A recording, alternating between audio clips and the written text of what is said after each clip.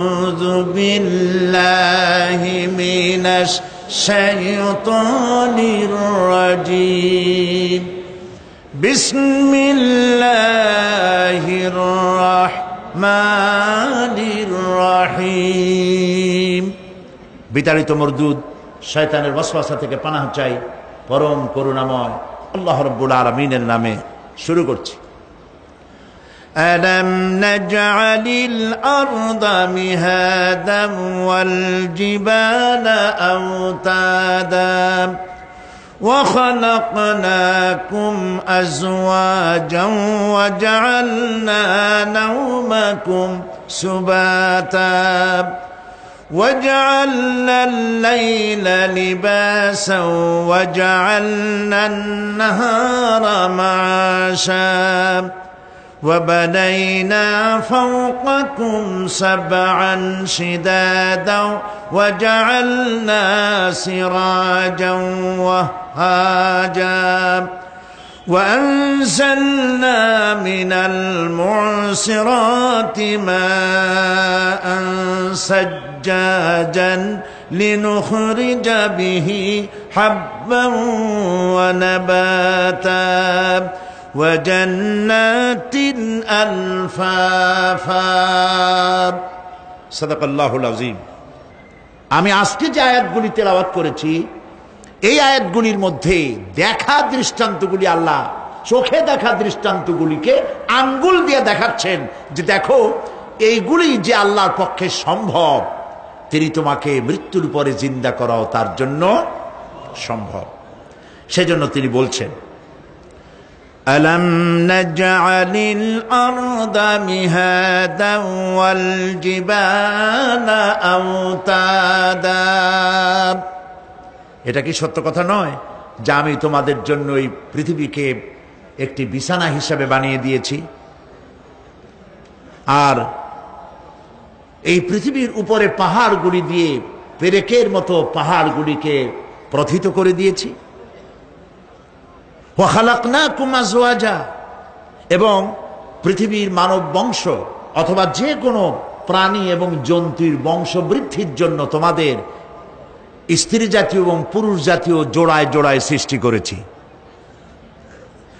ওয়াজআলনা নাওমাকুম সুবাতা, আর তোমাদের জন্য তোমাদের ঘুমকে শান্তির বাহন করেছি। ওয়াজআলনা লাইলা লিবাসা, আর রাতকে করেছি আবরণ অথবা আচ্ছাদন। ওয়াজআলনা নাহারা মাআশা, আর রুজি কামাবার জন্য দিনটাকে করেছি আলোকোজ্জ্বল।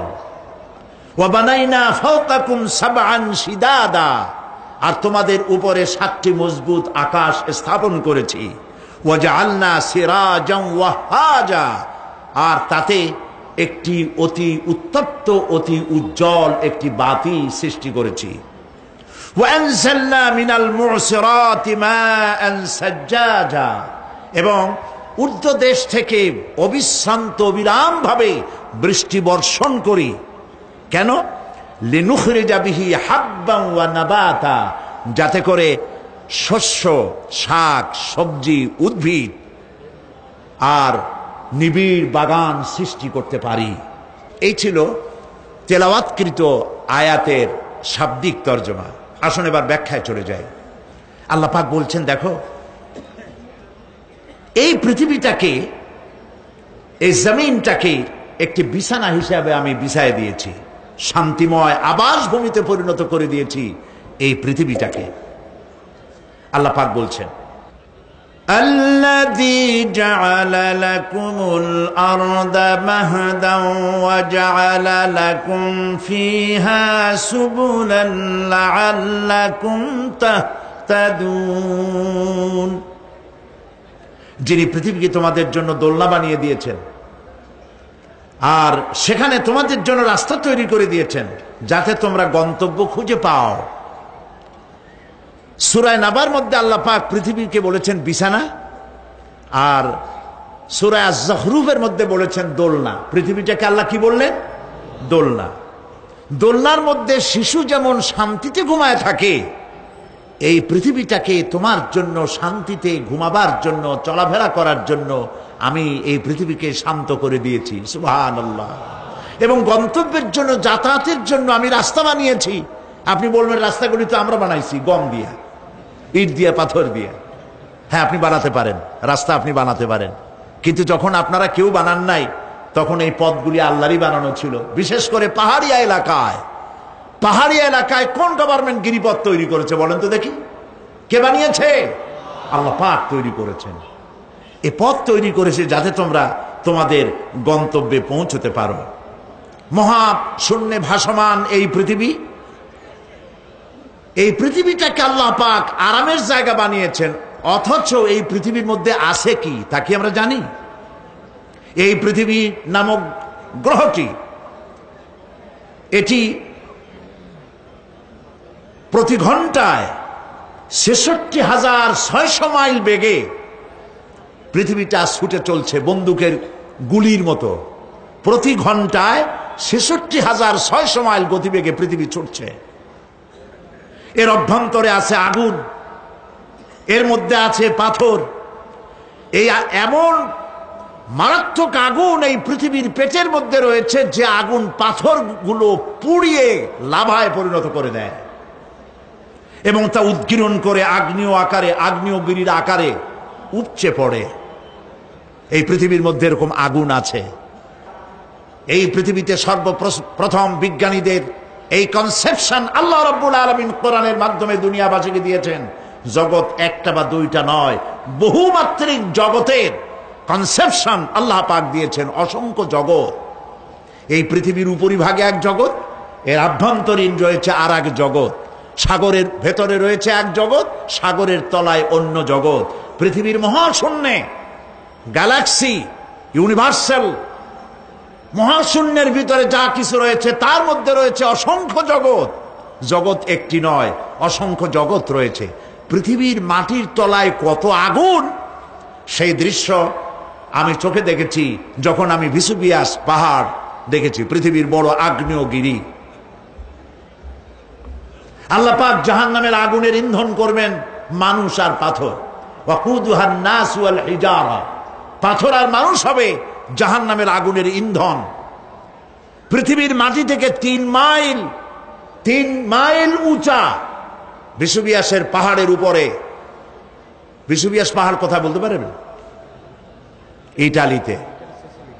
ইটালিতে। সেই জায়গায় যখন আমি উঠেছি, পাথর যে জাহান্নামের আগুনে পুড়বে এর বাস্তবতা নিজের চোখে দেখেছি।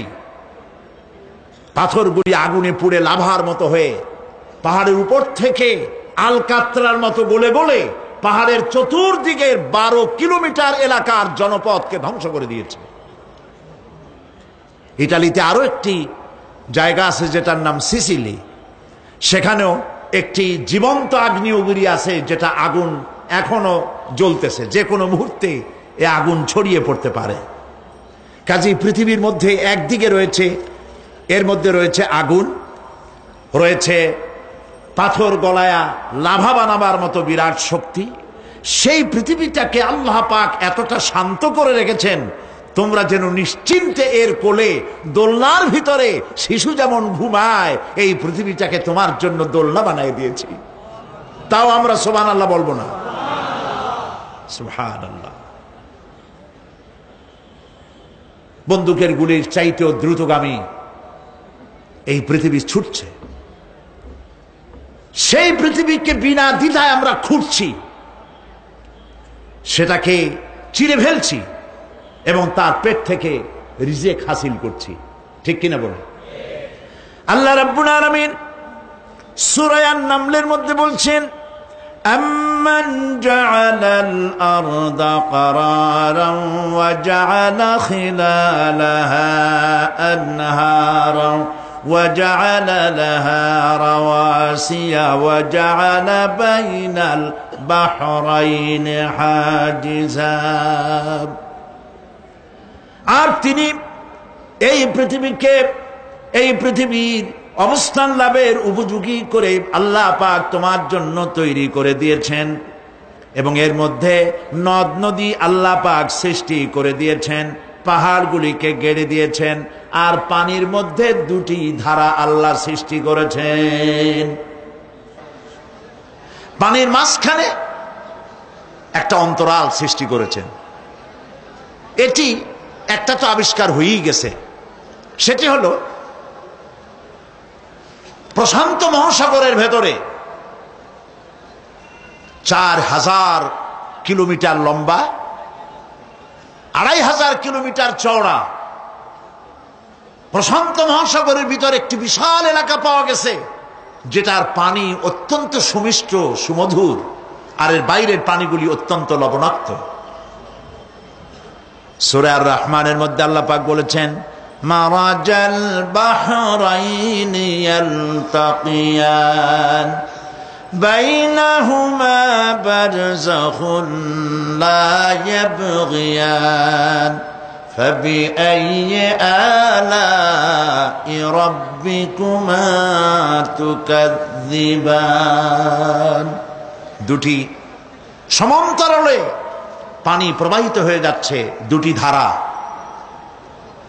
লোনা পানি মিষ্টি পানিকে লোনা বানাতে পারে না, মিষ্টি পানি লোনা পানিকে মিষ্টি বানাইতে পারে না, মাঝখানে কোনো পার্টিশন নাই। সুবহানাল্লাহ। আমার দেশের পদ্মা, গঙ্গা, যমুনা, মেঘনা এর মিষ্টি পানিগুলি ভাটি এলাকারে বঙ্গোপসাগরের নোনা পানির মধ্যে ছুটে যায়, আবার জোয়ারের টানে বঙ্গোপসাগরের মুখ তিতা হয়ে যায়, এমন নোনা পানি মিষ্টি দরিয়ার মধ্যে এসে ঢুকে যায়। কিন্তু বঙ্গোপসাগরের নোনা পানি মিষ্টি পানিকে নোনা বানাতে পারে না, আবার নোনা পানিগুলি মিষ্টি এলাকায় গিয়ে মিষ্টিরেও খারাপ বানাইতে পারে না। আল্লাহ রাব্বুল আলামিন বলেন, এগুলি আমার আইন। মানে কার আইন? আফাগায়রা দীনিল্লাহি ইয়াবগুন ওয়ালাহু আসলামা মান ফিস সামাওয়াতি ওয়াল আরদি তাওআন ওয়া কারহা। আকাশে আর জমিনে যা কিছু আছে সব আনুগত্যে আমার সামনে অবনতি করে দিয়েছে। সুতরাং এর আমার আইন মানে, চাঁদ, সূর্য, গ্রহ, নক্ষত্র আইন মানে কার? চিল্লায় বলুন। আল্লাহ পাক এই পৃথিবীকে সুন্দর করে সাজিয়ে দিয়েছেন, আবার এর মধ্যে তিনি মাঝে মধ্যে এই পৃথিবী একটু ভূমিকম্পন হয়, কিন্তু তা কোথাও কোথাও একসাথে না। একসাথে যদি সারা পৃথিবীতে ভূমিকম্প হইতো, সৃষ্টি জগতের অস্তিত্ব বিলুপ্ত হয়ে যেত। কথা বুঝতে পেরেছেন? এই জন্য আল্লাহ পাক বলেন, ইন্না ফি খালকিস সামাওয়াতি ওয়াল আরদি ওয়া ইখতিলাফিল লাইলি ওয়ান নাহার লাআয়াতিন লিউলিল আলবাব। নিশ্চয়ই আকাশ এবং জমিনের সৃষ্টির ব্যাপারে আর রাত আর দিনের পরিবর্তনের ব্যাপারে যারা জ্ঞানবান তাদের জন্য রয়েছে আল্লাহ পাকের নিদর্শন।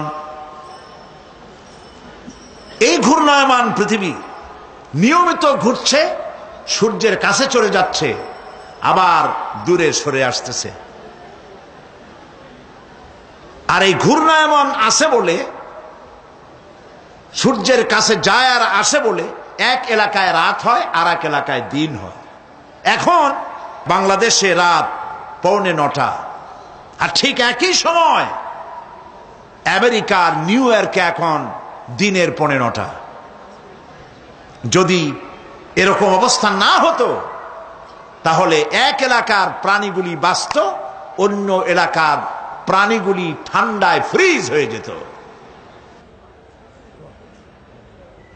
আমাদের এই পৃথিবী আল্লাহ পাকের এক অফুরন্ত নিয়ামত। এই অফুরন্ত নিয়ামত আল্লাহ পাক আমাদেরকে দিয়েছেন, আর এর মধ্যে এর অভ্যন্তরে রয়েছে মানুষের খাদ্য তৈরি করার মতো প্রাণ শক্তি মাটির মধ্যে আল্লাহ পাক দিয়েছেন। পৃথিবীটা এটি সূর্যকে আর চন্দ্রকে আল্লাহ পাক একটা নির্ধারিত মেজারমেন্ট করে রেখেছেন, একটা ঠিক সঠিক জায়গায় রেখেছেন। বিজ্ঞানীরা বলেছেন সূর্যর যে ডিগ্রিতে এখন আছে ওর থেকে কয়েক ডিগ্রি যদি নিচে নেমে আসতো, গোটা পৃথিবী জ্বলে পুড়ে ভস্ম হয়ে যেত। আবার সূর্যটা যেখানে আছে ওখান থেকে আরো কয়েক ডিগ্রি যদি উপরে উঠে যেত, তাহলে গোটা পৃথিবী ফ্রিজ হয়ে যেত, প্রাণী জগতের অস্তিত্ব শেষ হয়ে যেত। চাঁদ সম্পর্কে বলা হয়েছে চাঁদ যত ডিগ্রিতে আল্লাহ পাক স্থাপন করে রেখেছেন ওর থেকে কয়েক ডিগ্রি উপরে যদি উঠে যেত, গোটা পৃথিবী মরুভূমি হয়ে যেত। আর যদি কিছু নেমে আসতো, গোটা পৃথিবীতে জলোচ্ছ্বাস হয়ে পানিতে পৃথিবী ডুবে শেষ হয়ে যেত। তাও সুবহানাল্লাহ বলবো না? এ সমস্ত কুদরত কার? আল্লাহ পাক।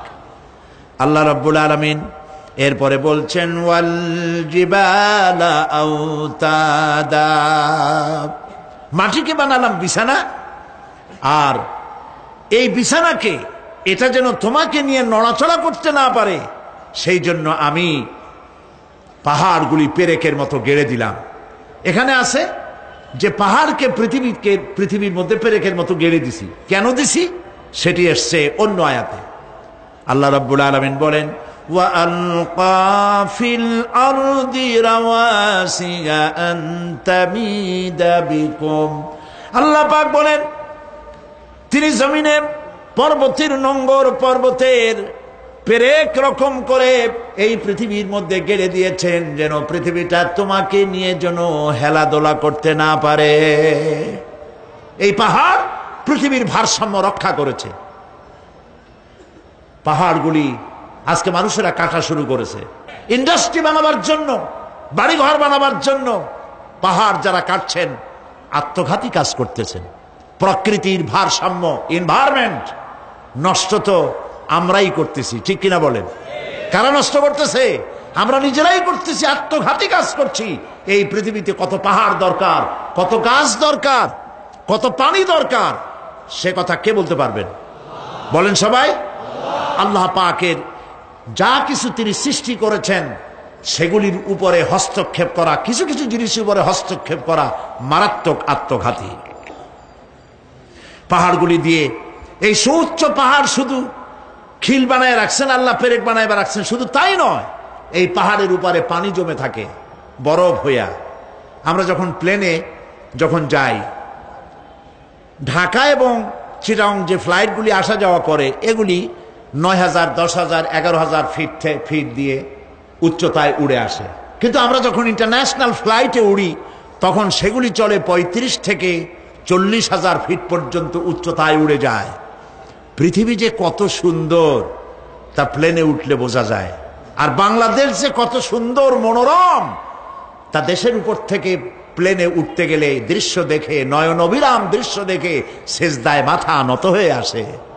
সুবহানাল্লাহ, সুবহানাল্লাহ। আমার দেশ যে কত ভালো, আলহামদুলিল্লাহ বলেন। পৃথিবীর যে কোনো দেশের তুলনায় আমার দেশ অনেক অনেক অনেক ভালো, আলহামদুলিল্লাহ বলেন। এর গাছে হাত দিলে খাবার পাওয়া যায়, পানিতে হাত দিলে খাবার পাওয়া যায়, জমিনে হাত দিলে খাবার পাওয়া যায়, যেখানে হাত দেবেন সেখানে খাবার। আমাদের তো আসলে খাদ্যের অভাব না। আমাদের কি খাদ্যের অভাব আসলে? না, আসলে খাদ্যের অভাব না।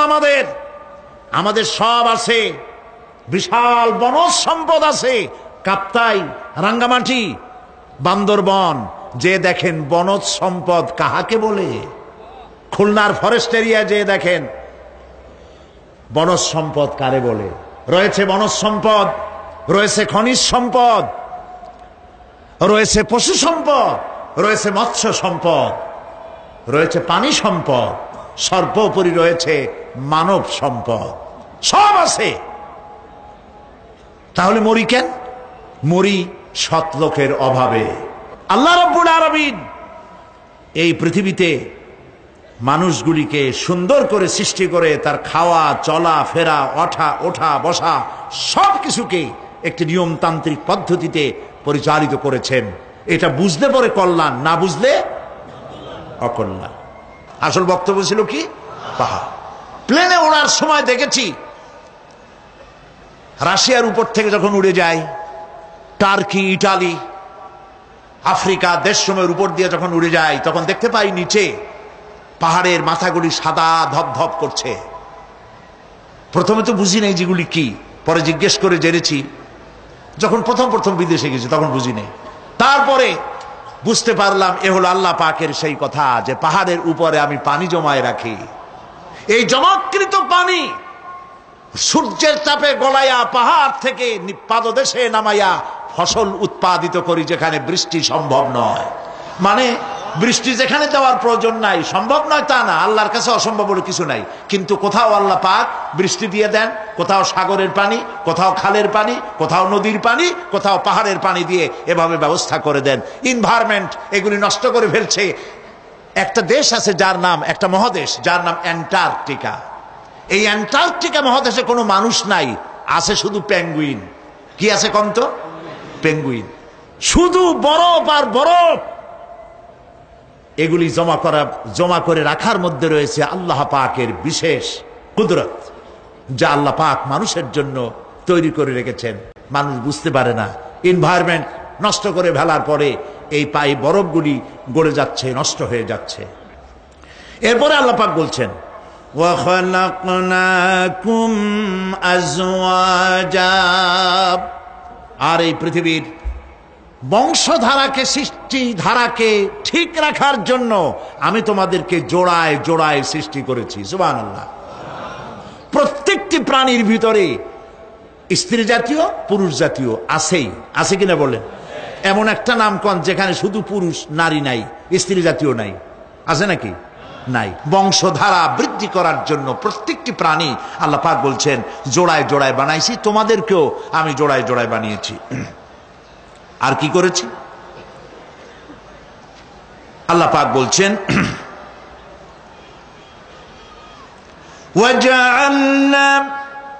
وَجَعَلْنَا نَوْمَكُمْ سُبَاتًا, একদিকে তো জোড়ায় জোড়ায় বানালাম পুরুষ এবং স্ত্রী। এই পুরুষ আর স্ত্রী সৃষ্টি করার ভিতরে রয়েছে আল্লাহ পাকের নিদর্শন। কার নিদর্শন বলুন? কোরআনে কারীম আল্লাহ পাক বলেন, وَمِنْ آيَاتِهِ أَنْ خَلَقَ لَكُم مِّنْ أَنفُسِكُمْ أَزْوَاجًا لِتَسْكُنُوا إِلَيْهَا وَجَعَلَ بَيْنَكُم مَّوَدَّةً وَرَحْمَةً إِنَّ فِي ذَلِكَ لَآيَاتٍ لِقَوْمٍ يَتَفَكَّرُونَ। আর আল্লাহ পাকের অসংখ্য নিদর্শনের মধ্যে এটিও নিদর্শন যে তিনি তোমাদের থেকে তোমাদের জোড়া সৃষ্টি করেছেন, তোমাদের স্ত্রী বানাইছেন। কেন? লিতাসকুনু ইলাইহা, যাতে করে তুমি তার কাছ থেকে তোমার মনের প্রশান্তি, সেও এবং তুমিও উভয়ের কাছে মনের প্রশান্তি খুঁজে পাও। ওয়াজআলা বাইনাকুম মাওয়াদ্দা, আর আল্লাহ পাক তোমাদের মধ্যে সৃষ্টি করেছেন ভালোবাসা। ওয়া রাহমা, আর পরবর্তী সময় সৃষ্টি করেছেন দয়া এবং করুণা। লিতাসকুনু ইলাইহা বলতে বোঝানো হয়েছে যে এই ব্যবস্থা আপনি আপনি হয়নি, এটি একটি উদ্দেশ্যকে লক্ষ্য করে হয়েছে। একে অপরের নিকটে যেন শান্তি পায়, প্রশান্তি পায়, একজন আরেকজনের কাছে পূর্ণ মাত্রায় তাই মিলিত হওয়ার জন্য নির্জন পরিবেশের আশ্রয় নেয়। আর এভাবে করি আল্লাহ পাক মানব বংশের এই ধারাকে অব্যাহত রেখেছেন। সুবহানাল্লাহ। ওয়াজআলা বাইনাকুম মাওয়াদ্দা, আর তোমাদের মধ্যে আল্লাহ পাক ভালোবাসা সৃষ্টি করেছেন। এই কথা বলার এর ব্যাখ্যা কি? ভালোবাসা সৃষ্টি করেছেন এর ব্যাখ্যা এরকম হতে পারে, কয়েক রকম। আমি যেটা জেনেছি সেটি হচ্ছে এরকম, ভালোবাসা সৃষ্টি হওয়ার তো কথা ছিল না। এক পর্যায়ে ভালোবাসা থাকবে কোন একটি বিশেষ সময়, বাকি সব সময় ঝগড়া হবে, এটাই হওয়া স্বাভাবিক ছিল। ধরুন মেয়ের বাড়ি চট্টগ্রাম, ছেলের বাড়ি বরিশাল। মেয়ে শুটকি খেতে খুব পছন্দ করে, ছেলের গন্ধও সহ্য করতে পারে না। মেয়ে বলে খড়ে জাত দে, আর ছেলে বলে যে কমে যাও। মানে একজন আর একজনের ভাষার সাথে মিল নাই। কথা ঠিক কিনা বলেন? ভাষার সাথে মিল নাই। রুচির সাথে মিল নাই। একজনে টক পছন্দ করে আর একজনে টক সহ্য করতে পারে না, আর একজনে শুটকি খায় আর একজনে শুটকি পছন্দ করে না। কাজে রুচি আর অভ্যাস ইত্যাদি দিয়ে সারাদিন স্বামী স্ত্রীর মধ্যে ঝগড়া হওয়া স্বাভাবিক ছিল, ঠিক না? আল্লাহ পাক বলেন সেখানে আমি এই স্বামী স্ত্রী যখন হয়ে যায় তখন দুজনের মধ্যে আমি ভালোবাসার সৃষ্টি করে দেই। আর সে ভালোবাসা এমন পর্যায়ে চলে যায়, স্ত্রী তার স্বামীর জন্য জীবন দিতে চায়, স্বামী তার স্ত্রীর জন্য জীবনের সবকিছু উজাড় করে দিতে চায়। ওয়াজআলা বাইনাকুম মাওয়াদ্দা, এরপরে সৃষ্টি করি রাহমা। ওই ভালোবাসা ছিল যৌবন কেন্দ্রিক, বিশেষ এক উদ্দেশ্যকে সামনে রেখে। কিন্তু যখন যৌবনে ভাটি লাগলো তখন ওই উদ্দেশ্য আর থাকলো না। তখন আল্লাহ পাক বলেন এই সময় তো দুজনের মধ্যে রাগারাগি খেসাখেসি ইত্যাদি হয়, স্বাভাবিক ছিল, কিন্তু তা হইল না। আমি রহমত দিলাম, করুণা দিলাম, এখন বুড়ি বুড়ারে ছাড়ে বাঁচে না, আর বুড়াও বুড়িরই ছাড়া বাঁচে না। তাও আমরা সুবহানাল্লাহ কব না? প্রিয় ভাই সব, আমি বুঝতে পারছি আপনারা বলেন ঠিকই, তবে শুনতে শুনতে মোহমুগ্ধ হয়ে বলার সময় পান না। জি আলহামদুলিল্লাহ, বলি আলহামদুলিল্লাহ।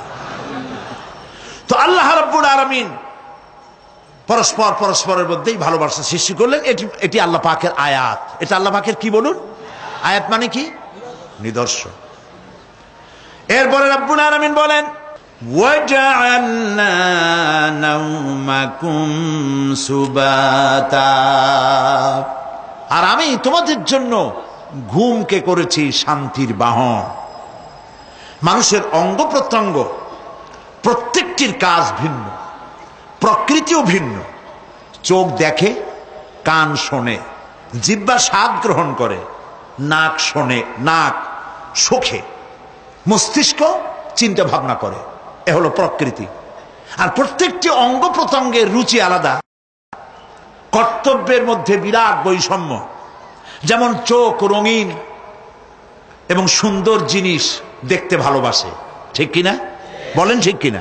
একটা খারাপ জিনিসের দিক চোখ পড়লেই মানুষ তাড়াতাড়ি চোখ ফিরায় নেয়, ঠিক না? চোখ সুন্দর এবং রঙিন জিনিস দেখতে ভালোবাসে। কান সুমধুর সুর শুনতে ভালোবাসে, উৎসাহ বোধ করে। আর হাত নরম এবং মসৃণ জিনিসে স্পর্শ করতে উৎসাহ বোধ করে। নাক আতরের গন্ধ শুঁকতে ভালো লাগে। আর মন নতুন নতুন রঙিন ভাবনা ভাবতে চেষ্টা করে। বাড়ি বানাবো, বিল্ডিং বানাবো, ইন্ডাস্ট্রি করব, ছেলে বিয়ে দেবো, মেয়ে বিয়ে দেবো অমুক জায়গায় বিরাট লোকের কাছে। ভাবতে ভাবতে ভাবের সাগরে হারিয়ে যায়। আর ভাবনার ভিতরে খেয়ালে যদি কেউ পোলাও পাকায়, বাস্তবে তা হোক আর না হোক, খেয়ালে মনে মনে যদি কেউ পোলাও পাকায়, তাহলে ঘিয়ের দাম যাই হোক না কেন তাতে কিছু আসে যায় না, ঠিক কিনা? মানুষ রঙিন রঙিন ভাবনা ভাবতে খুব মজা পায়। তাহলে আমি কি বুঝাইতে চাইলাম? চোখের কাজ, নাকের কাজ, মুখের কাজ, কানের কাজ, মনের কাজ, প্রত্যেকটি অঙ্গ প্রত্যঙ্গের ভিন্ন ভিন্ন কাজ আছে, ভিন্ন ভিন্ন রুচি আছে। কিন্তু একটি ব্যাপারে হাত, পা, চোখ, নাক, মস্তিষ্ক সব এক ব্যাপারে তারা ঐক্যমত পোষণ করেছে। এ ব্যাপারে কোনো ইখতিলাফ তাদের মধ্যে নাই, সেটা হলো ঘুম। সেটার নাম কি? ঘুম। ঘুমাইতে চায়, হাতের শরীরের সমস্ত অঙ্গ প্রত্যঙ্গ ঘুমের কোলে নিবেদিত হয়ে যেতে চায়। ঘুম না আসলে হাত আর চলে না, মাথায় আর ভাবতে ইচ্ছা করে না, পাও আর চলতে চায় না, হার্টবিট বেড়ে যায়। আর ঘুমালে পরে সব শান্ত হয়ে যায়। সুবহানাল্লাহ কব না? আল্লাহ রাব্বুল আলামিন বলেন এই নিদ্রা কি, এই ঘুমকে আমি তোমাদের জন্য শান্তির বাহন বানিয়ে দিয়েছি। আলাম ইয়ারাউ আন্না জাআলনাল লাইলা লিয়াসকুনু ফীহি ওয়ান নাহারা মুবসিরান ইন্না ফী যালিকা লাআয়াতিন লিকাওমি ইউমিনুন।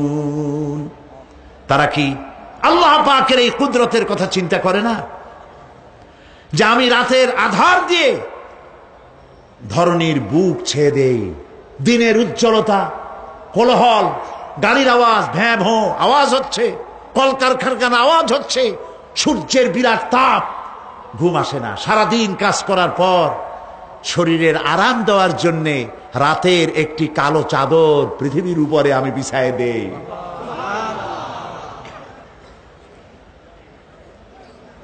আর মানুষ আরাম গ্রহণ করে, শুধু মানুষ না, সব প্রাণী আরাম গ্রহণ করে।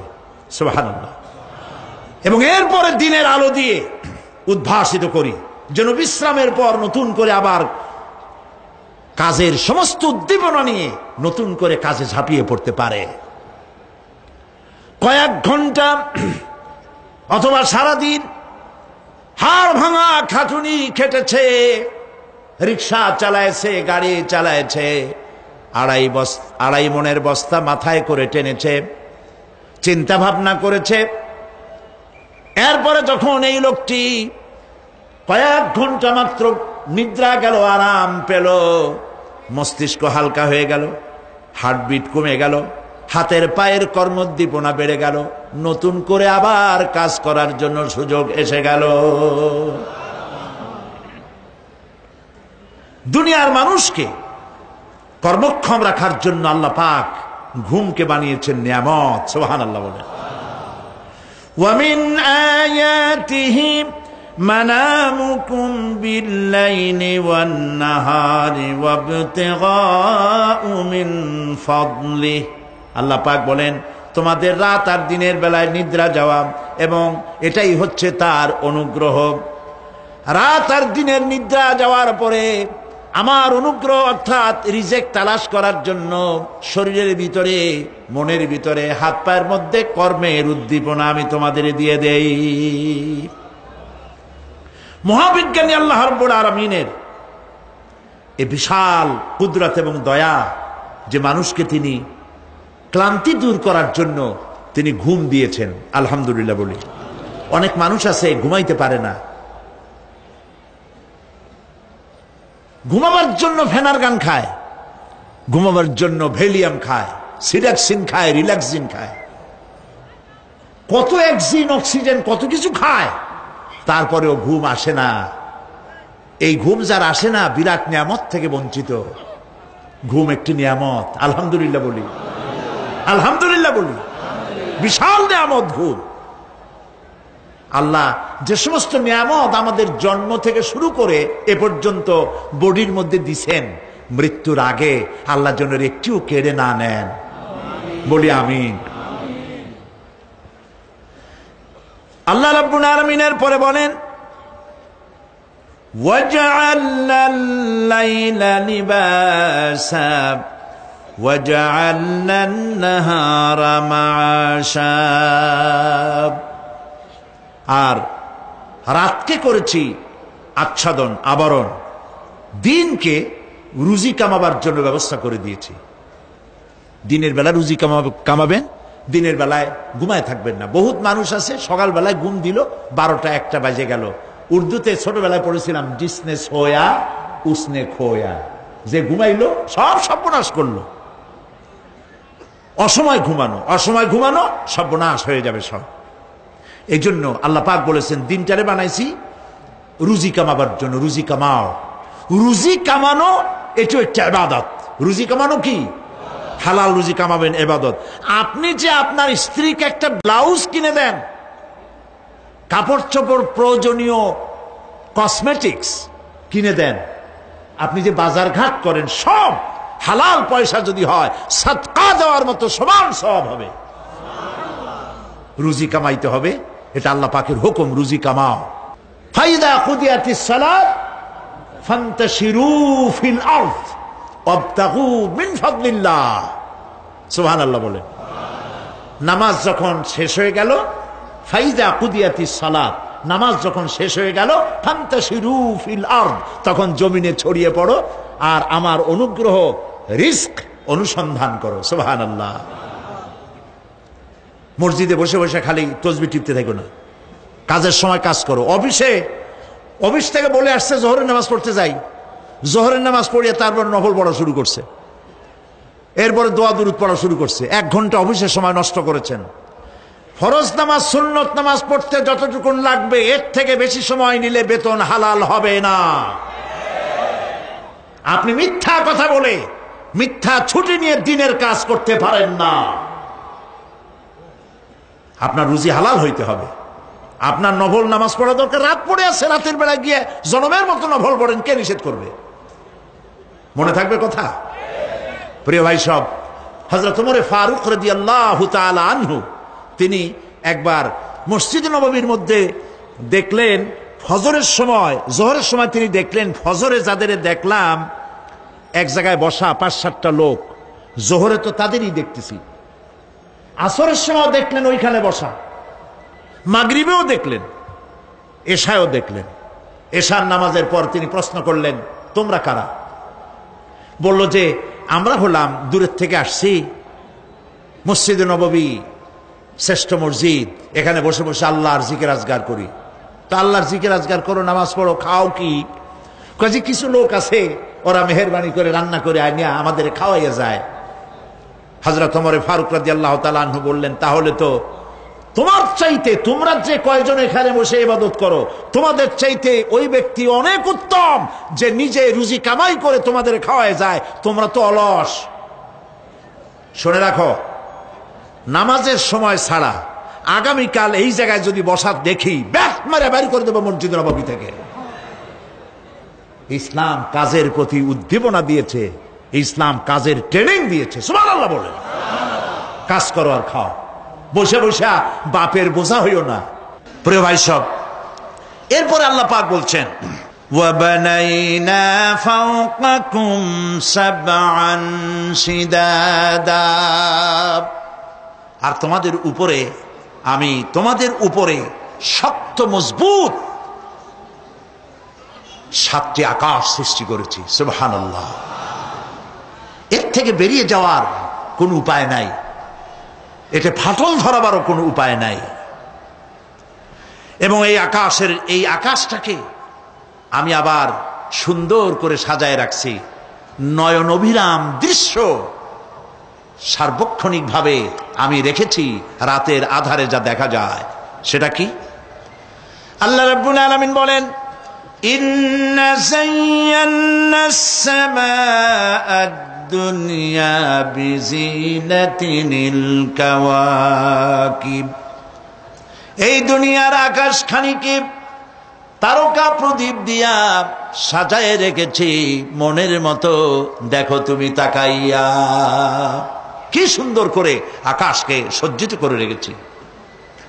আল্লাযী খালাকা সাবআ সামাওয়াতিন তিবাকা মা তারা ফি খালকির রাহমানি মিন তাফাউত ফারজি'ল বাসারা হাল তারা মিন ফুতুর। ক্ষমাশীল তিনি, শক্ত আকাশ রচিলেন থরে থরে, কোন ত্রুটি হেরিবে না তার পূর্ণ সৃজন পরে। চাহো তুমি তার সৃষ্টি পানে, দেখো কিছু ভুল চুক, ফিরাও তোমার নয়ন খানি, ফিরাও তোমার মুখ। আকাশটাকে সুন্দর করে সাজাইছি, তাকায় দেখো তো কোনো ভুল ত্রুটি আছে নাকি? সুবহানাল্লাহ। আল্লাহ পাক বলছেন, মা তারা ফি খালকির রহমান মিন তাফাউত, রহমানের সৃষ্টির ভিতরে কোনো ত্রুটি পাবে না। ফারজি'ল বাসারা হাল তারা মিন ফুতুর, আবার তাকাও। কে বলতেছেন? আবার তাকাও, ভালো করে তাকাও, দেখো কোন সৃষ্টির মধ্যে কোনো ত্রুটি আছে কি? জোরে বলেন নাই, জোরে বলেন নাই, বলেন আলহামদুলিল্লাহ, সুবহানাল্লাহ। এক দরবেশ, সে একবার এক বট গাছের তলায় বসিয়া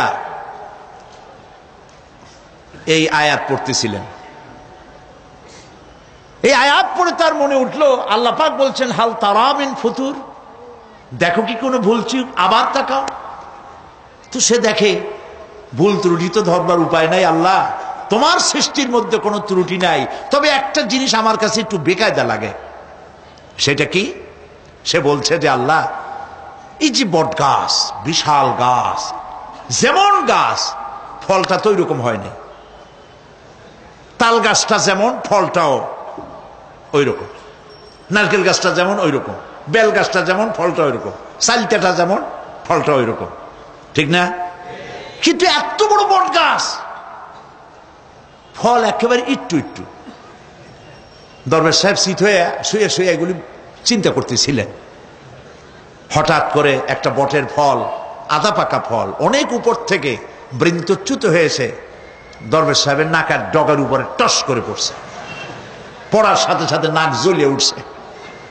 কান ধরে তওবা করে দরবেশ সাহেব সেজদায় পড়ে গেছেন। আল্লাহ, কি বুড়িরা করলাম! আমার চিন্তা মতে যেমন গাছ তেমন ফল, তালের সাইজের যদি হইতো, যে পজিশনে আমার নাকের উপরে পড়ছে, নাক তো ভালো, মাথাও গুঁড়ো গুঁড়ো হয়ে যেত। সুবহানাল্লাহ, সুবহানাল্লাহ। আল্লাহ পাক বলছেন, ثم ارجع البصر كرتين ينقلب إليك البصر خاسئا وهو حسير।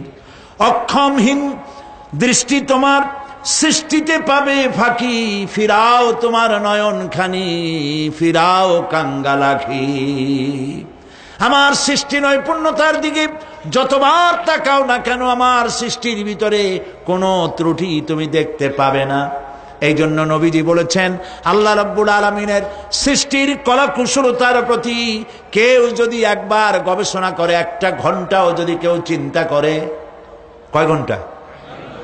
একটি ঘন্টা আল্লাহর সৃষ্টি নৈপুণ্যতা সম্পর্কে একটি ঘন্টা যদি কেউ চিন্তা করে, গবেষণা করে, নবীজি বলেছেন ওই বান্দার আমল নামায় আল্লাহ পাক 60 বছরের নফল ইবাদতের সব লিখে দিবে। চিন্তা করো, গবেষণা করে, শ্রদ্ধায় মাথা নত হয়ে আসবে, আপনাতেই সেজদা করবে। সুবহানাল্লাহ। এরপরে আল্লাহ পাক বলেন, ওয়াজআলনা সিরাজান ওয়াহাজা, আর আমি তোমাদের উপরে আকাশ সৃষ্টি করেছি, আর ওর মধ্যে আমি সৃষ্টি করেছি মহাশূন্যে এক অতি উত্তপ্ত, অতি উজ্জ্বল এক বাতি সৃষ্টি করেছি। সিরাজ শব্দের অর্থ হলো সূর্য, ওয়াহাজ এ শব্দের অর্থ হচ্ছে একই সাথে অতি উত্তপ্ত, অতি উজ্জ্বল। সূর্যের ব্যাস হচ্ছে এই পৃথিবীর চাইতে, সূর্যের ব্যাস হচ্ছে পৃথিবীর চাইতে 109 গুণ, এবং এর আয়তন পৃথিবীর চাইতে 13 লক্ষ গুণ বড়। আর দূরত্ব হচ্ছে পৃথিবীর মাটি থেকে 9,30,00,000 মাইল ব্যবধানে এই সূর্যকে আল্লাহ পাক স্থাপন করেছেন। এই সূর্যের মধ্যে যেমন রয়েছে তাপ, আবার তেমন রয়েছে আলট্রা ভায়োলেট রে।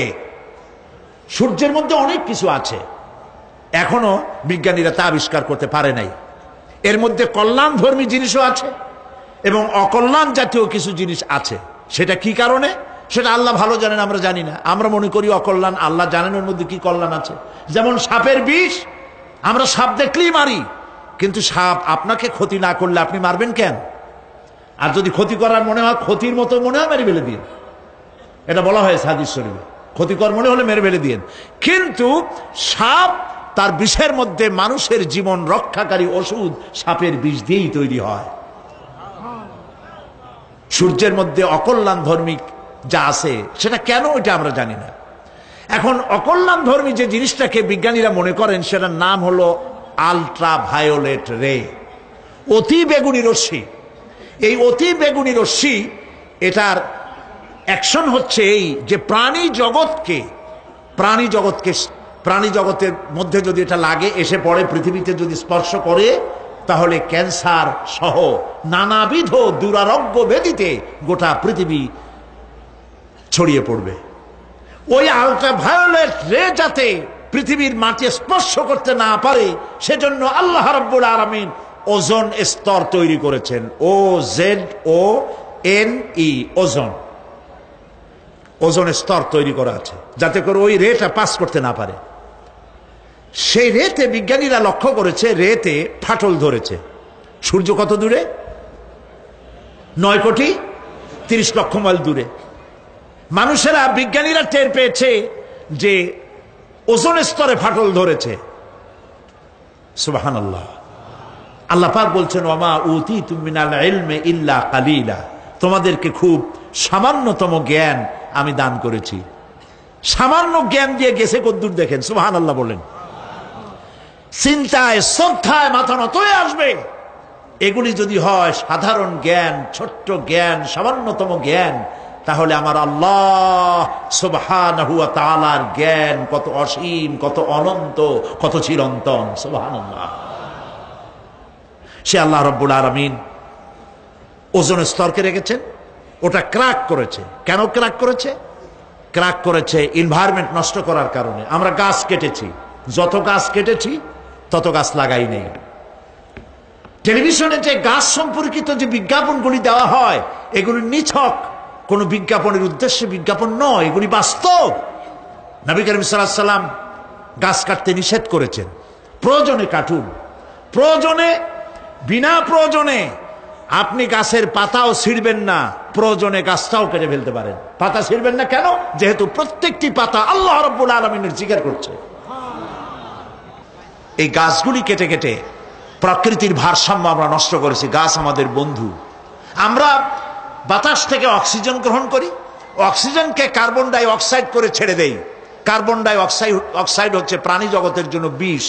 এই বিষকে নষ্ট করে দিয়ে অক্সিজেনকে পরিশোধিত করা, রিফাইন করার কোনো ফ্যাক্টরি পৃথিবীতে নাই। আল্লাহ রাব্বুল আলামিন এই সৃষ্টি জগৎকে বাঁচাবার জন্য অসংখ্য গাছ বানিয়েছেন, আর গাছের খাদ্য বানিয়েছেন কার্বন ডাই অক্সাইড। আমার জন্য যেটা বিষ, সেটা গাছের জন্য খাদ্য। গাছ সারা রাত এটাকে খাইলো, দিনের বেলায় সূর্যের তাপে এই কার্বন ডাই অক্সাইড আর গাছের সবুজ রং, পাতার সবুজ রঙে মিলে এক প্রকারের রন্ধন ক্রিয়ার মধ্য দিয়ে কার্বন ডাই অক্সাইড আবার ফ্রেশ অক্সিজেন হয়ে পৃথিবীর প্রাণী জগৎকে বাঁচার জন্য পথ উন্মুক্ত করে দেয়। আল্লাহ সুবহানাহু ওয়া তাআলা তিনি বলছেন, এভাবে করে আমি এই সূর্যের তাপ দিয়ে পৃথিবীবাসীকে কল্যাণধর্মী হিসেবে সূর্যকে সৃষ্টি করেছি। এই সূর্যের তাপ, এটি একটি বিরাট অগ্নিকুণ্ড। কোটি কোটি বছর ধরে ভূপৃষ্ঠে আলো এবং উত্তাপ ছড়িয়ে যাচ্ছে। সুবহানাল্লাহ বলেন। বলেন তো, পৃথিবীর সমস্ত আগুন সব যদি এক জায়গায় করা হয়, সূর্য এক সেকেন্ডে যে তাপ পৃথিবীতে দেয়, ওরকম এক সেকেন্ডের তাপ পৃথিবীর সব আগুন এক জায়গায় হইয়া সমভাবে সর্বত্র ছড়াতে পারবে কি? সুবহানাল্লাহ। মসজিদ আন-নববী আশ-শরীফ, আল মদিনা আল মুনাওয়ারা, সোনার মদিনা। সুবহানাল্লাহ। আমি মদিনায় গিয়া এবারও বলছি, আল্লাহ যদি ফাহাদের মাফ করতে চান, মসজিদে নববী এবং মসজিদে হারামের যে এক্সটেনশন এবং হাজিদের জন্য যে উপকার করেছেন, আল্লাহ যদি মাফ করতে চান, এটা বড় আকারের একটা ওসিলা হয়ে যেতে পারে। এক সময় গরমে কষ্টে অস্থির হয়ে যেতাম মসজিদে নববীতে, এখন মসজিদে নববীতে ঢুকলে মনে হয় জান্নাতের মধ্যে। আর জান্নাত তো চিন্তা করা যায় না, কোনো চোখ নাই যা দেখছে, কোনো কল্পনা নাই যা মন নাই যা কল্পনা করছে, এটার সাথে তুলনাই হবে না। তবে মনে হয় যেন জান্নাতের মধ্যে ঢুকে গেছি। প্রত্যেকটি খামের গোড়া থেকে ঠান্ডা বাতাস উঠতেছে, প্রত্যেকটি পিলারের গোড়া থেকে। মসজিদে নববী থেকে 3 কিলোমিটার দূরে এসি প্লান্ট। পৃথিবীর সব থেকে বড় এসি প্লান্ট হচ্ছে মদিনা মুনাওয়ারায় এসি প্লান্ট, যেটা দিয়ে মসজিদে নববী, যেখানে 8 লক্ষ মানুষ একসাথে নামাজ পড়তে পারে। ঠান্ডা উঠতেছে। সুবহানাল্লাহ। ভাইদের বলি, হজ যারা করছেন, পয়সা করি আছে, হজ করেছেন, ভালো করেছেন, মাঝে মধ্যে সময় পেলে রমজান মাসে যায়েন। মানুষেরা আমাদের দেশের হলিডে করতে কপাল পোড়ারা সিঙ্গাপুর যায়, ব্যবসা করতে যান, আমার আপত্তি নেই। আমেরিকা যান, সিঙ্গাপুরে যান, ব্যাংকক যান, হংকং যান, থাইল্যান্ড যান, যেন বললে সেখানে যান। কিন্তু হলিডে করার জন্য এই সব জায়গায় না গিয়া পয়সাগুলি জমাইয়া রমজান মাসে যাইয়েন মদিনা মুনাওয়ারায়, আর আল্লাহর ঘর মসজিদে হারামে। সুবহানাল্লাহ। কোরআন নাজিল কেমনে হয়েছে তা তো দেখি নাই। ইমাম যখন তারাবির মধ্যে তেলাওয়াত করেন, মনে হয় যেন আকাশ থেকে এখনো কোরআন নাজিল হচ্ছে। সুবহানাল্লাহ। কি তেলাওয়াত! যেমন শেখ আব্দুর রহমান আস-সুদাইস, তেমন সাউদ আশ-শুরাইব, তেমন শেখ আব্দুর রহমান আল হুজাইফি। সুবহানাল্লাহ, সুবহানাল্লাহ। তো আল্লাহ তার কুদরত দিয়ে এই পৃথিবীকে ভরে রেখেছেন, নিয়ামত দিয়ে ভরে রেখেছেন। মুসলমানদের জন্য সবচাইতে বড় নিয়ামত কোরআন শরীফ নিয়ামত, কাবা শরীফ নিয়ামত, মসজিদ আন-নববী আশ-শরীফ আল মদিনা আল মুনাওয়ারা। সুবহানাল্লাহ, সবাই বলেন সুবহানাল্লাহ। আল্লাহ রাব্বুল আলামিন বলছেন, وأنزلنا من المعصرات ماء ثجاجا। আমি আকাশ থেকে তোমাদের জন্য অবিশ্রান্ত বিরাম ভাবে বৃষ্টি বর্ষণ করি। কেন? লিনুখরিজা বিহি হাব্বান ওয়া নাবাতা ওয়া জান্নাতিন আলফাফা। আকাশ থেকে বৃষ্টি বর্ষণ করি যাতে করে শাক সবজি শস্য দানা খাদ্য এই জমিন তোমাদেরকে উৎপাদিত করে দেয়। আলহামদুলিল্লাহ। সেই জন্য আল্লাহ পাক বলছেন, দেখো আকাশ থেকে যে পানিটা নাজিল করলাম, বৃষ্টি দিলাম, এই বৃষ্টির পানি আনলাম কই থেকে? সমুদ্র থেকে। সমুদ্রের পানি মিষ্টি না নোনা? জবাব দেন না। আকাশ থেকে যখন পড়ে তখন এটা কি মিষ্টি, নোনা না মিষ্টি? আল্লাহ রাব্বুল আলামিন বলেন, আফারাইতুমুল মাআল্লাযী তাশরাবুন আনতুম আনজালতুমুহু মিনাল মুজনি আম নাহনুল মুনজিলুন। তোমরা যে পানি পান করো, এই পানি আকাশ থেকে কে নাজেল করে? তোমরা করো না আমি আল্লাহ করি? কে করে বলেন? আল্লাহ পাক বলছেন, লাউ নাশাউ জাআলনাহু উজাজান ফালাউলা তাশকুরুন। ইচ্ছে করলে এই পানিগুলি কি লবণাক্ত আকারে নাজিল করতে পারতাম, আমি মিষ্টি করে নাজিল করে দিলাম। কেন বান্দা আমার শুকর আদায় করো না? নোনা অবস্থায় যদি নাজিল হতো সমস্ত ফসল তোমাদের ধ্বংস হয়ে যেত। এখন আপনি বলতে পারেন যে আল্লাহ পাক, আল্লাহ তাআলা তিনি আকাশ থেকে পানি না দিলে আমাদের অসুবিধা কি? মানুষ তো নানান রকম চিন্তা করে, পানি না দিলে তো কি অসুবিধা? আমার খালে পানি, আমার বিলে পানি, আমার কুয়ায় পানি, আমার টিউবওয়েলে পানি, পানি না দিলে ক্ষতি কি? আল্লাহ পাক কোরআনে কারীমের মধ্যে বলেছেন, কুল আরাআইতুম ইন আসবাহা মাউকুম গাওরান ফামান ইয়াতিকুম বিমাইম মাইন। বলো দেখি সবে, শুকাইয়া যদি যায় এই জমিনের পানি, তাহলে হেথায় তটনির ধারা কে দিবে সবারে আনি। বান্দারে, বৃষ্টি না হইলে তুমি পানির পরোয়া করো না। সমুদ্রের পানি নেবা, নদীর পানি নেবা, কলের পানি নেবা। শুনে রাখো বান্দা, নদীর প্রবাহমান নদীর পানি, কলের পানি, টিউবওয়েলের পানি, মাটির পরতে পরতে পানি সব যদি আমি শুকায় দেই, কে আছে এই পৃথিবীতে যে নতুন করে তোমার জন্য পানি আমদানি করে দিতে পারে?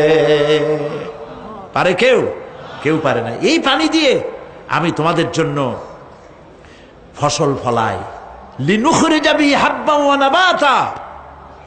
ইয়া আইয়ুহান নাসু যকুরু নি'মাতাল্লাহি আলাইকুম হাল মিন খালিকিন গায়রুল্লাহ।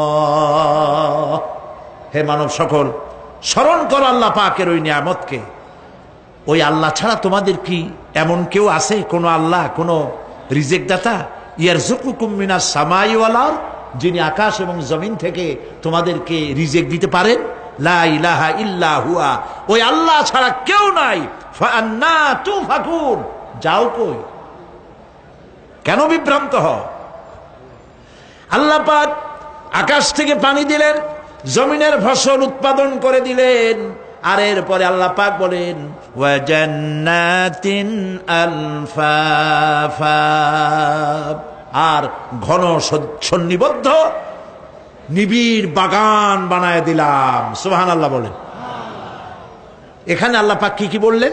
শাক, লক্ষ্য করুন, শাক সবজি খাদ্যশস্য উদ্ভিদ এগুলো দিলাম, আর সাথে সাথে ঘন নিবিড় বাগান বানাইলাম। নিবিড় বাগান দেখছেন? দেখেন নাই, বোঝেন নাই, তাই দেখেন নাই, তা নাহলে দেখছেন। কক্সবাজার যাওয়ার সময় দেখেন না গাছের রাস্তার দুই ধারে কত গাছ, দেখছেন কিনা? রাঙ্গামাটি যাওয়ার সময়, বান্দরবনে যাওয়ার সময় কার বাবা এই গাছগুলি লাগাইছে? কোন কে লাগিয়েছে? আল্লাহ। চিল্লায় বলেন কে লাগিয়েছে? পাহাড়ের গাছ কি আপনি লাগাইছেন? তো কথা কইতে পারলেন না কেন? কে লাগিয়েছে? আল্লাহ পাক। সুন্দরবন ফরেস্ট এরিয়া দেখছেন কোনোদিন? না দেখলে যাইয়েন, দেখে এসেন। বিশাল এরিয়া, বঙ্গোপসাগরের কিনারা দিয়া খুলনা, সাতক্ষীরা, এই বিরাট অঞ্চল, বরিশাল, খুলনা, সাতক্ষীরা, পটুয়াখালী, বিরাট এরিয়া নিয়ে রয়েছে সুন্দরবন। শত শত মাইল, সুবহানাল্লাহ বলে। বিশাল গাছ, গাছের এরিয়া। এই গাছগুলি কে লাগাইছে? জোরে বলেন কে লাগাইছে? এই গাছগুলি নার্সিং করেন কে?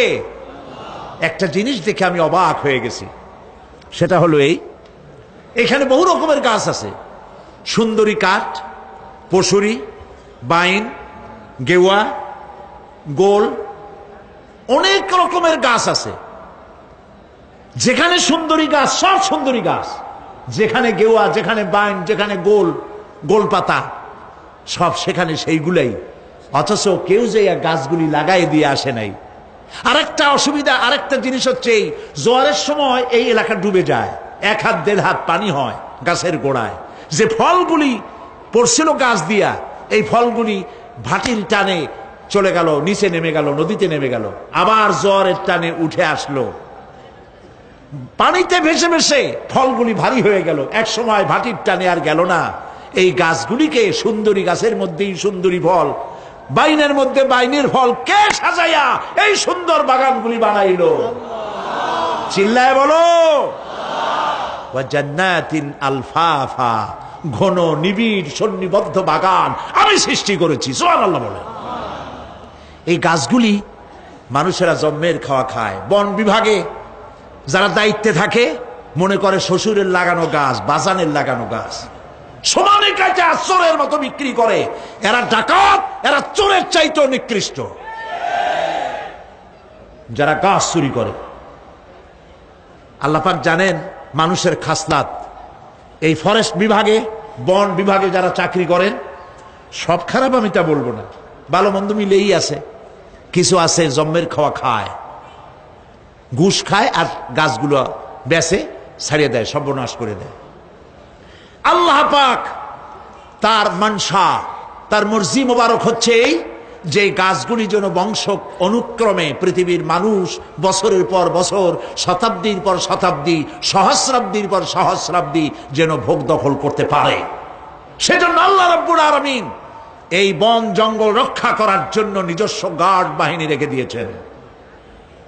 চিন্তা করছেন সেই গার্ড বাহিনী কারা? বন্য হাতি, রয়্যাল বেঙ্গল টাইগার, বড় বড় সাপ। আপনারা যান, যায় দেখবেন সালাম কেমনে দেয়। রয়্যাল বেঙ্গল টাইগার জীবিত মানুষ খায় না। তার অর্থ কি? তার অর্থ হলো বাঘের মুখোমুখি মানুষ যখন হয়, তখন বাঘের চেহারা দেখে মানুষের রুহু গলার কাছে এসে যায়। আধমরা তখনই হয়। এরকম জীবনে আমার এক পজিশন হয়েছিল। লন্ডনে আমাকে আমার ভক্তরা বলল যে সাফারি পার্ক আমাকে দেখাবে। তখন চলো সাফারি পার্ক কি? কয় যে সব জন্তু জানোয়ার ছাড়িয়ে দেওয়া, ওর মধ্যে দিয়া গাড়ি নিয়ে যেতে হবে। তাই বললাম থাবা দিয়ে যদি গাড়ির গ্লাস গ্লাস ভাঙে? তা বললো যে ওখানে পুলিশ আছে, লোকজন আছে, হর্ন জোরে বাজাইতে হবে, নিয়ম আছে, তাহলে তারা আসবে এবং বন্দুকের মধ্যে রাবারের গুলি আছে, বিষ মাখানো, ওইটা মেরে দেবে, তারপরে জন্তুটা পড়ে যাবে, তার ঘুম আসবে, তখন বেঁচে যাবে। আমি দেখার লোভ সামলাইতে পারলাম না, আর ভয় তো ঘামে গেলাম। আল্লাহ ভরসা করে গেলাম। বিশাল এরিয়া, আল্লাহ যে কত দেখাইছে গোলামের, সুবহানাল্লাহ। সারা জীবন সেজদায় পড়েও কুলাইতে পারবো না, কত আল্লাহ দেখাইছেন, সুবহানাল্লাহ। গেট দিয়ে ঢুকলাম, লোহার বিশাল গেট, বাঘ সিংহ সব ছাড়িয়ে দেওয়া জঙ্গলের মধ্যে।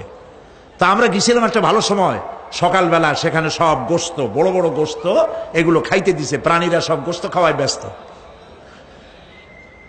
সেখানে মানুষগুলা, আমরা কাফের বলি আর যাই বলি, তাদের নৈতিকতা আছে। আমার দেশের বাঘগুলারে তাদের জন্য বরাদ্দ হচ্ছে গোস্ত, কিন্তু 4 পায়া জন্তুরে হাড্ডি খাওয়াইয়া 2 পায়া পশুগুলিতে গোস্তগুলো খাইয়ে ফেলে। জানোয়ার পশুর চাইতে নিকৃষ্ট, ঠিক কিনা বলেন? পশুর খাদ্য নিজে খায়।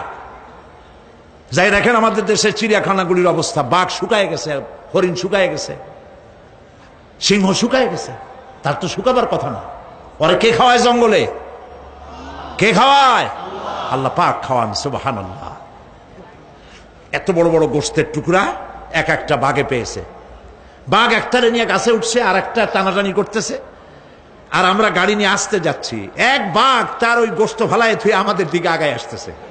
আমি বললাম, আল্লাহ, যা ভয় করতেছিলাম আমি তখন, ওই যে বলেছি যে মরা মানুষ বাঘে খায় না, বাঘ দেখলেই কলজে উড়ে যায়। আমার হার্ট বিট এত বাড়ছে, আর আল্লাহ আল্লাহ করতেছি, দোয়া দুরুদ শেষ হয়ে গেছে পড়তে পড়তে। বাঘটা একেবারে গাড়ির কাছাকাছি আসছে, ইন্না লিল্লাহ পড়তে পড়তে সরে গেলাম। আল্লাহর মেহেরবানি, বাঘটাও কি মনে করলো এই যে ছোট্ট আল্লাহর ছোট্ট গোলাম, আরে খাইয়া কি হবে, বোধা ছাড়িয়ে দিল আমার ওই মনে করে। তার যা শক্তি, গাড়ির গায়ে যদি থাপ্পড় মারতো, আমার টয়োটা গাড়ি ছিটকে আর এক জায়গায় পড়ে যেত। আল্লাহ বাঁচাই দিলেন, সুবহানাল্লাহ। প্রিয় ভাই সব, আল্লাহ রাব্বুল আলামিন এই সব জিনিস পৃথিবীকে দিয়েছেন। আর এইগুলি বলার পরে আল্লাহ পাক বলছেন যে এই চোখে দেখা জিনিসগুলি বললাম। কে বলতেছেন? চোখে দেখা জিনিসগুলি দেখালাম। এগুলি দেখে চক্ষুকে উন্মিলিত করার জন্য এই সব দৃষ্টান্ত আমি চোখের সামনে রেখে দিলাম। এর দ্বারা বোঝো, এত বড় বিশাল আকাশ, অত বড় সূর্য, এত সুন্দর চাঁদ, এই পাহাড়, ওই সমুদ্র, এই বনবনানী যিনি সৃষ্টি করেছেন, আমার মতো ছোট্ট মানুষ মৃত্যুর পরে তিনি আবার জিন্দা করতে जगह जी लगाने के लिए ये दुनिया नहीं है, जगह जी लगाने के लिए ये दुनिया नहीं है, ये इबरत की जा है तमाशा नहीं है।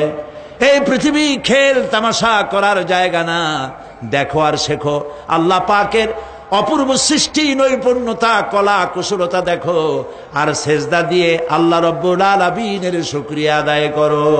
সুবহানাল্লাহ। আমরা যদি তা করতে পারি, আল্লাহরে যদি বুঝতে পারি, আমাদের আমল আখলাক ভালো হয়ে যাবে। আমরা চুরি করে গাছ বেচবো না, ওজনে কম দেব না, খাদ্যে ভেজাল দেব না, ঘুষ খাবো না, সুদ খাবো না, প্রতারণা করব না, মিথ্যা কথা বলবো না। আমরা ভালো হয়ে যাব যদি এই একটি জিনিসকে বিশ্বাস করতে পারি যে আমার এই জীবন শেষ কথা নয়, আর একটা জীবন আসবে, সেই জীবনে এই জীবনের সব হিসাব দিতে হবে। রব্বানা যালামনা আনফুসানা وَإِن لَّمْ تَغْفِرْ لَنَا وَتَرْحَمْنَا لَنَكُونَنَّ مِنَ الْخَاسِرِينَ। আয় আল্লাহ তাআলা, বিশাল এই জনসমুদ্র নিয়ে তোমার দরবারে গুনার বোঝা মাথায় নিয়ে হাত তুলেছি। মাবুদ গো, মেহেরবানি করে আলোচনার সবটুকুন নবী করিম সাল্লাল্লাহু আলাইহি ওয়াসাল্লামের রূহ মুবারকে পৌঁছায় দাও। রব্বুল আলামিন, আমাদের মধ্য থেকে যাদের মা বাপ দুনিয়া থেকে জনমের মতো বিদায় হয়ে গেছে, কবরগুলিকে জান্নাতের টুকরায় পরিণত করে দাও। রব্বির হামহুমা কামা রব্বায়ানি সগীরা। সবাই পড়েন, রব্বির হামহুমা কামা রব্বায়ানি সগীরা। আয় আল্লাহ তাআলা, সারা জীবন গুনাহ করে করে জীবনটাকে নষ্ট করে ফেলেছি মাবুদ। আল্লাহ তাআলা, কোরআনের মাহফিলে আশা করে হাত তুলেছি, জিন্দেগীর গুনাহ মাফ করে দাও। সুবহান রাব্বিকা রাব্বিল ইজ্জাতি আম্মা ইয়াসিফুন ওয়া সালামুন আলাল মুরসালিন ওয়ালহামদুলিল্লাহি রাব্বিল আলামিন। ওয়াজআল আখিরা কালামিনা ইনদাল মাউত লা ইলাহা ইল্লাল্লাহু মুহাম্মাদুর রাসূলুল্লাহ। আসসালামু আলাইকুম ওয়া রাহমাতুল্লাহ।